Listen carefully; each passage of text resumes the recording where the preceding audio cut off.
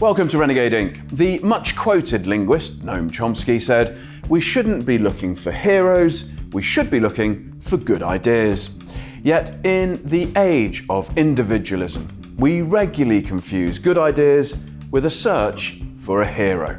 This ego festival has created saviour complexes that have become so pernicious they've derailed the most well-intentioned plans.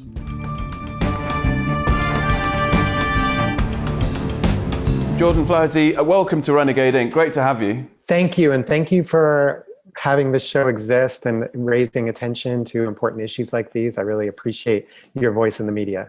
No More Heroes, your book, covers the sort of phenomena that we're living through at the moment, this hero complex. Just define for us, if you will, what you see as a hero complex or a hero mentality. In my work doing journalism, I found this was coming up a lot in the reporting I was doing, that I saw people acting in this way, especially people coming from a position of privilege, acting this way that they were seeking to save others. So when I talk about it, I think about, for example, this idea that communities being helped don't know what they need, that someone from outside can come in and save them themselves. And I think it also comes down to what's been known as the great man theory of history. This idea that that this great leader will come and tell people what to do. And the unsung heroes around all this, the people who do the nuts and bolts stuff at grassroots level, they're the cohesion, aren't they? They're the sort of social glue that holds all this thing together. And then out pops this one figure, they get all the adulation, and actually what we've done is airbrush out all the, let's say, effort, but also all the hopes and dreams and desires and push for social change that all of those people have come together to create. Exactly. I'm really fortunate to live in New Orleans, Louisiana, and I've gotten to study and learn from a lot of civil rights movement veterans and Black Power movement veterans, people like Curtis Muhammad, who was recruited as a teenager out of Macomb, Mississippi, and Malik Rahim, who was part of the New Orleans chapter of the Black Panther Party. These are the people that don't necessarily make the headlines, that don't necessarily get the books written about them, but they and millions of others were out there in the streets fighting for change and really made these movements happen and made change happen in this country. Why is this hero complex or savior mentality so prevalent now? Well, I think there's a lot of systemic reasons. If you look at our education system, I think that they teach this kind of great man theory of history. If you look at our entertainment industry, look at Hollywood, look at superhero films. I think that Batman is this perfect savior superhero, right? He's this rich man that instead of giving away his money to people in need, he just spends it all on himself and his bat cave and bat tools and goes out to save the world, right? And I think, you know, when we see these stories from a young age, we start to get this idea that that's how change happens. You know, when they construct Hollywood movies, as a screenwriter, you're told to find who this hero is and make a single protagonist. And it's very rare to see any film that doesn't have more than one protagonist, where the protagonist shows a movement. Even, for example, films about the labor movement, right? It's always about one person that stands up instead of this mass of people standing up. So it gives us this really false idea of how change happens. And it's really disempowering ultimately, right? Because if we're not the hero, if we're not Batman, if we're not Martin Luther King, then it makes us think we just need to stay at home because these heroes are going to be out there shaping the change. Teach first here in the UK, teach for America over in the States. These programs are all about going and showing the rest of the world how civilized and sophisticated the West is. How damaging have those been, especially when earnest young men and women go to far-flung places and visit upon citizens of those places their ideas? Well, here in New Orleans, we had this really significant example of how Teach for America works. Of course, we had Hurricane Katrina back in 2005, and it was like the same issues people were facing everywhere, but on hyperspeed, because all of a sudden, 80% of the housing was flooded and all of our public housing was shut down. So the residents of public housing were not allowed to return to their homes. And you had the criminal system suddenly ramping up, police just being told that they could do whatever they wanted. And on education, you had the entire staff of the school system, 7,500 teachers, lunchroom workers, everyone, fired overnight. And they began to be replaced with Teach for America. And the teachers were about 60% African American women. But you had these mostly young white volunteers that came in and replaced these teachers. And, for students, these young Black students, they lost role models. They lost older Black professional role models that they could look to, people that came from their community, people that understood their community.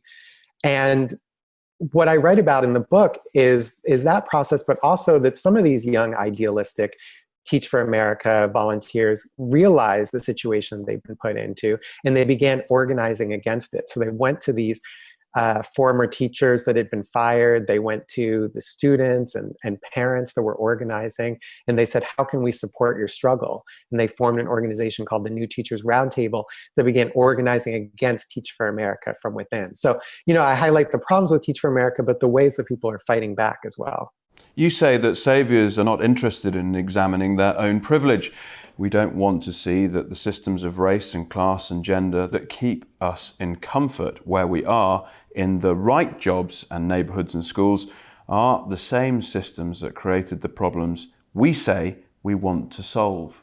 Yeah, exactly. It's so much of it is about systems and about challenging systems. And, I think the whole system of charities and nonprofits is a really good example of this. 60% of US nonprofits see their mission as serving communities of color. 63% say that diversity is a key value of their organization, yet 93% of nonprofit chief executives, 92% of their boards, and 82% of their staff are white. 30% of nonprofit boards are entirely white. And I like to quote Jay-Z, who's sort of an unlikely source on this, but he says, to some degree, charity is a racket and a capitalist system, a way of making our obligations to each other optional and of keeping poor people feeling a sense of indebtedness to the rich, even if the rich spend every other day exploiting those same people. That's from his book, Decoded. Would you agree with the American economist Henry George when he says, charity is false, futile, and poisonous when offered as a substitute for justice? Yeah, I think that's exactly right. I think charity, when it comes from this perspective of saving people, of helping people, right? There's that old saying, right? If your liberation is tied up in my own, then come join in. I'm paraphrasing, but if you're just here to save me, then I don't need your salvation. I think that was from an indigenous leader. But so I think that this idea of what charity is, again, has become this way of dictating to others. And, we see it on a grand scale with the US, with USAID and foreign aid, right? Where our country uses foreign aid as a way of telling other countries how to manage their economic system, how to structure their system, even forcing them to buy goods from the US, right? So this charity comes as a poison pill. Well, this is all about debt-driven or debt-string-driven diplomacy, isn't it? Look, we're going to go and give you some foreign aid. We're charitable. We're wonderful. Aren't we great? But here are the terms. And the terms are way, way worse than anything that other countries could have mustered on their own, or if they were self-sufficient. Yeah, that's exactly right. And I think it ignores how did the rich countries and the rich individuals get their wealth, right? Charity becomes this way of hiding it, of giving people what should have been theirs to begin with as an act of charity. I mean, the U.S. role in Africa, right? So much of the U.S. wealth and Europe's wealth was built on the exploitation of the continent of Africa, of the people of Africans. And then we give charity to Africa.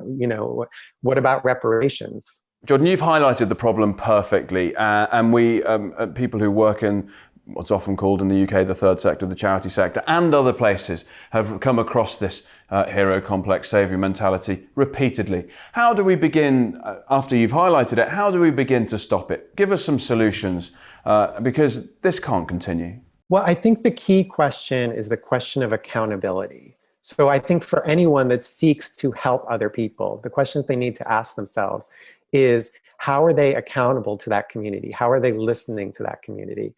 I quote the words of the Zapatistas who say, walking, we ask questions. And there's some different interpretations of how to read that, how to hear that. But one way that I think about it is that as we take action, we shouldn't get so frozen that we take no action. We should walk, but as we walk, we should ask questions and be willing to really change course in the process of taking that action. So what does it mean to take feedback from the community that you say you want to help? What does it mean to really listen to that community? What does it mean to actually change your actions as a result of that community? What does it mean to be led by that community that you say you want to help? Those are some of the questions I think the people that want to do charity, that want to help, that want to stand in solidarity, that want to be allies, that we need to ask. Genuine inquiry, really interesting. What's happened in the UK over the last decade, probably longer, is that celebrities have seen social issues, jumped on the bandwagon, got involved for 3 to 5 months at best, and then jumped off once they thought they've helped, and actually left a huge vacuum. And then, of course, this movement, whatever it might be, the campaign, goes backwards from then on.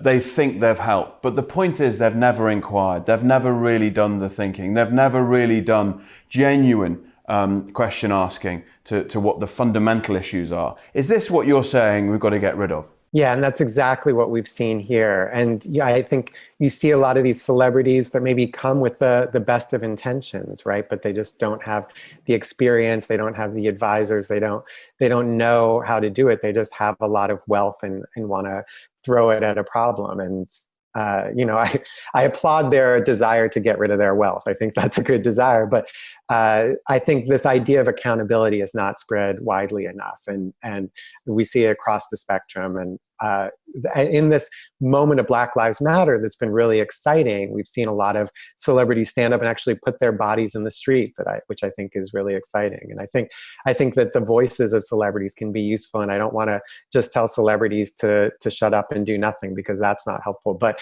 I think that when they really listen to the community, when they're from the community, when they have some level of accountability to the community, that's when real change can start happening.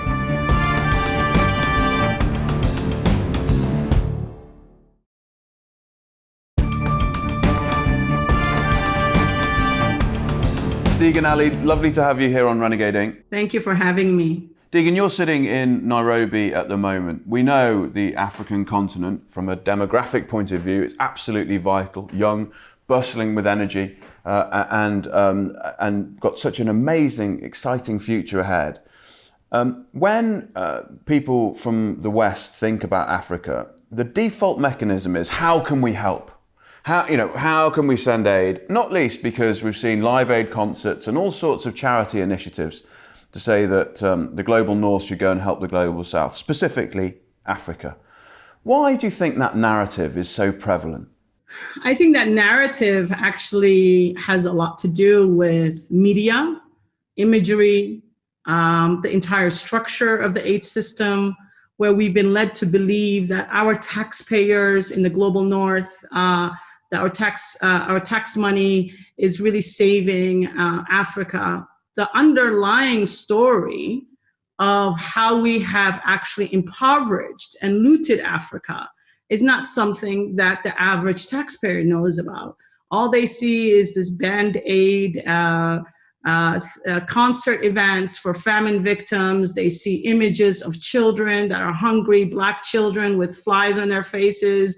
The whole architecture has perpetuated a white savior mentality, and this idea that we in the North, sitting in Ohio or sitting in London, are responsible for these people, are here to save them, and we're doing such good work and all of that. But what they don't know is one hand gives and the other hand takes even more.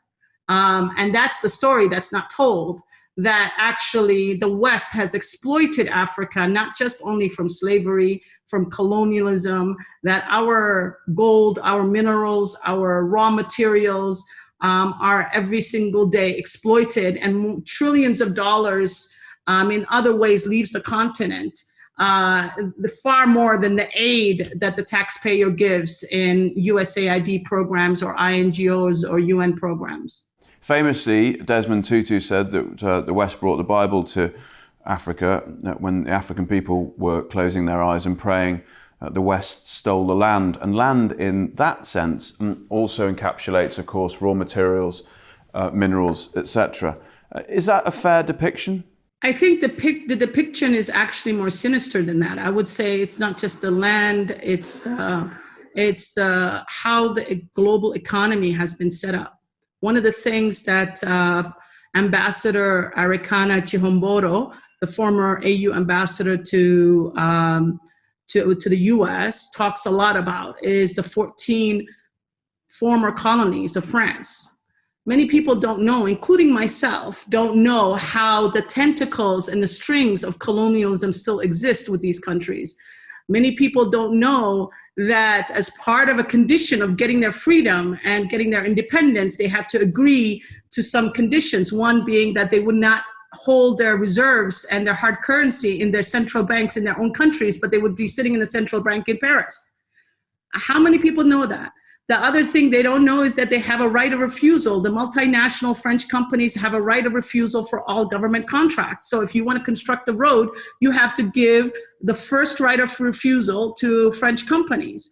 The other condition that they made them sign on to was that they had to have bases in their countries. So they had to allow basically your former colony continue to occupy you and have a military presence in your country. Who would allow that to happen other than by force? And those are the conditions that were set in place to allow them to get their independence. But really, there's no real independence. These 14 countries don't have any financial monetary independence. They're still under the yoke of neo-colonial financial systems of France, and France has all control. And if you're a president and you try to have independent policy for the best interest of your country, you basically get assassinated. The French have been behind about 22 assassinations in the continent. And that's a fact. And people don't want to hear these facts, and they call them conspiracy theories and all of that. But that's what happens. That's the reality. So I would say it's much more sinister than what Desmond Tutu has depicted.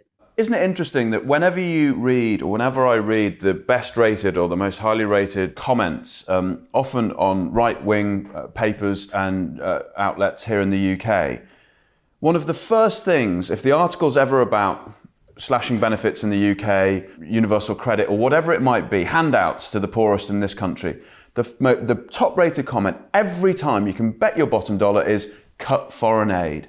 Now, the likelihood is that the people voting for that and the people making that comment don't understand, again, the mechanics of foreign aid and how ultimately all that aid has to be paid back with compound interest, which ultimately makes the initial investment look like small beer. Okay, first of all, let's understand these Bretton Woods institutions, these IMF and World Bank institutions. I'm sure there are economists who are much better at describing all of this. I'm not an economist, but these Bretton Woods institutions were created just at the time of independence, and the West or the North knew that this was going to happen. Independence was just around the corner. Look at the governance mechanisms. The power still lies in the hands of the former colonies in the US. It's not one country, one vote. What happened is post-colonialism, many of these countries were getting independence, and they had very really sound economic policies. For instance, the governments of Zambia have very strong food subsidies in place. And these food subsidies, obviously, is the same food subsidies that Europe has to protect its farmers. It's the same food subsidies that US has to protect its farmers. Many of the countries post-independence had those food subsidies in place, but they were told to get these loans, to develop your infrastructure, to make these investments in your health and education and all of these things that you need, you have to stop these food subsidies. So they were forced to stop these food subsidies as a condition to take out these loans with massive interest. And a lot of, by the way, pre-loans, pre-IMF World Bank, they were actually having huge investments in their health and education. They were actually going down the right path of development. Now, years later, fast forward, you get a drought in Zambia and you have a famine happening in Zambia.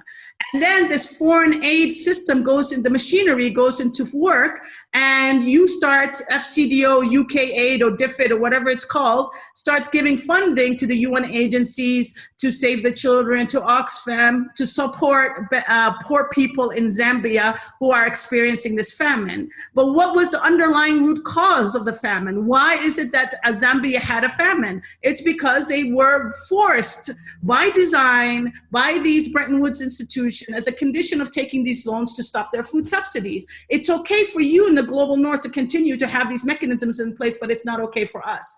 And these are the really big issues that are at hand in new negotiations at the WTO.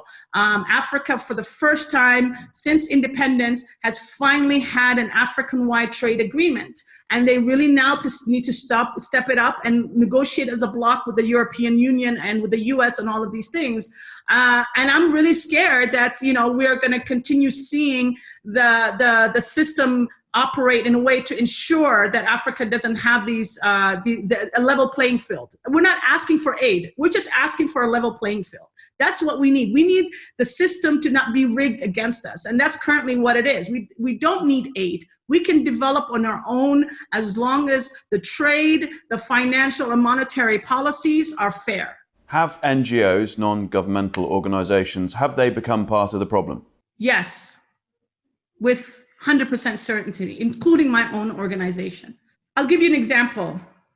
Adeso pioneered cash transfers in 2003. We were one of the first organizations to suggest that instead of taking the Iowa grown food into Somalia, into a place that doesn't eat wheat, these communities eat rice. It's not culturally appropriate to give them wheat. And they had a serious economic crisis. The local economy stopped functioning in these droughts because there was a high debt burden. We understood the local economy. We understood how pastoral economy functions. And we understood that what was needed was cash to be circulated in the local economy and people to pay off debt. And then they would pay off the traders and so on.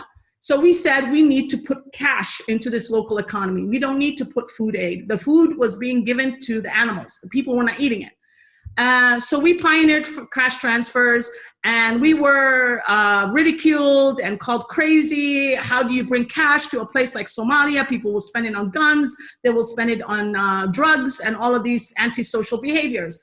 Anyways, none of that happened. Cash has been extremely successful. I would like to say in 2021 that I regret now what has happened, because what has happened is because the aid community they can't get their act together. They don't have a standardized registry. They don't have a standardized way of registering people based on a set criteria across the country. We are seeing situations where people are disincentivized to go back and farm in the breadbasket of Somalia. They stay in the capitals waiting for NGO X and NGO Y and UN Agency X to give them a cash transfer. And sometimes they're double, triple, quadruple dipping. Are they bad people for doing that? No, they're making smart decisions. They're making sophisticated decisions. It is the fact that the system is completely inept and can't get their act together that we cannot solve this problem. We don't also have the mechanisms in place to incentivize and say, I'm happy to give you that cash transfer, but you have to go back to your farm and you have to be there for at least 2 years and show me 2, 3, 4 harvests. And then you discontinue and cut the cord.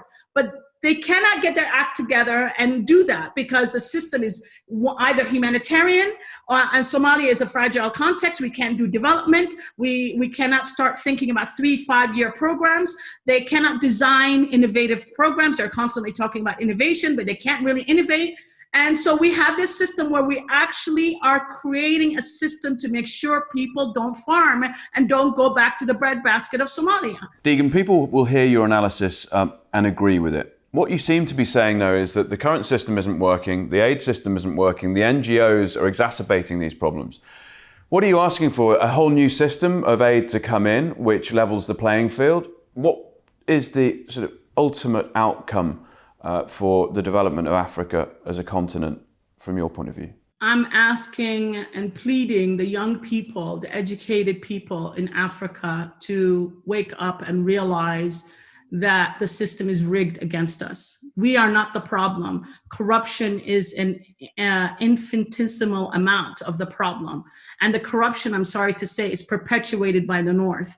There is corruption that exists, that takes place every single day at the hands of global North institutions, multinational companies that want to extract resources from our countries, and they give out large bribes to our government people. So what we need is to develop a movement and our own revolution and hold our governments accountable, stand firm on demanding the global governance systems to be one country, one vote.